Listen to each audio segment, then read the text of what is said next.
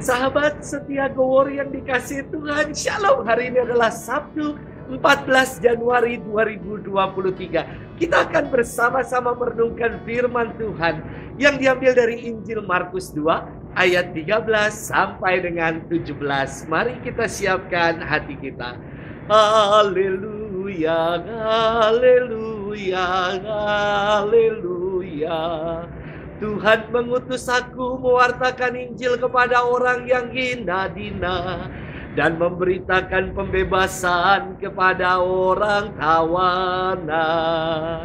Haleluya, haleluya, haleluya. Tuhan bersamamu dan bersama rohmu. Inilah Injil suci menurut Markus, dimuliakanlah Tuhan. Sekali peristiwa Yesus pergi ke pantai Danau Galilea dan semua orang datang kepadanya. Yesus lalu mengajar mereka.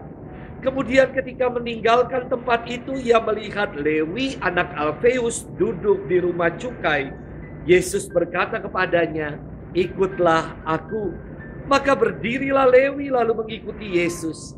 Kemudian ketika Yesus makan di rumah Lewi, banyak pemungut cukai dan orang berdosa makan bersama dengan dia dan murid-muridnya, sebab banyak orang yang mengikuti dia.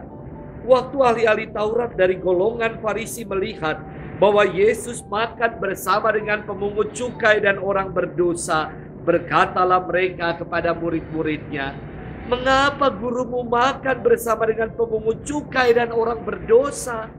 Yesus mendengar pertanyaan itu dan berkata kepada mereka, "Bukan orang sehat yang memerlukan tabib, tetapi orang sakit. Aku datang bukan untuk memanggil orang benar, melainkan orang berdosa."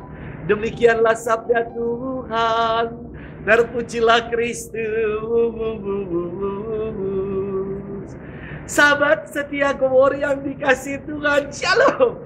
Beberapa waktu yang lalu, malam-malam sekitar pukul 21, ada seorang mantan napi yang datang ke sini. Sampai satpam turut menemani dan menunggu di depan kantor saya. Ia datang untuk mengaku dosa. Saya terharu sekali mendengar perjuangannya. Ia baru saja dibebaskan dan jalan kaki dari Tangerang. Tanya ke sana kemari untuk mencari gereja Katolik terdekat. Namun tidak berjumpa dengan imam. Dan sampailah ia di sini untuk mengakukan segala dosanya. Ia mau sungguh bertobat dan memulai hidup yang baru. Ini istimewa sekali. Sahabat setia Gowori yang dikasihi Tuhan, firman hari ini berkisah tentang Yesus yang memanggil Lewi anak Alfeus, atau dikenal juga dengan Matius si pemungut cukai. Ia adalah seorang hamba uang yang kaya dan punya banyak harta. Namun ketika Yesus menghampiri dan berkata, "Ikutlah aku," Lewi meninggalkan semua miliknya dan ikut Yesus.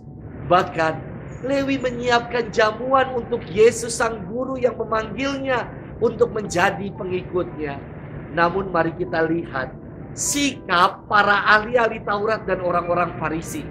Mereka mencemooh Yesus dan berkata kepada para muridnya, "Mengapa gurumu makan bersama dengan para pemungut cukai dan orang berdosa?" Perlu kita ketahui bahwa dalam tradisi Yahudi, seorang pemungut cukai disamakan sebagai seorang pendosa, antek-antek Romawi. Dan menurut hukum Taurat, profesi mereka adalah najis dan mencemarkan kemurnian bila kita makan bersama dengan mereka. Namun Yesus justru merangkul para pendosa, mereka yang dipandang sebelah mata, mereka yang dikucilkan dan ditolak. Ia bersabda, "Bukan orang sehat yang memerlukan tabib, tetapi orang sakit.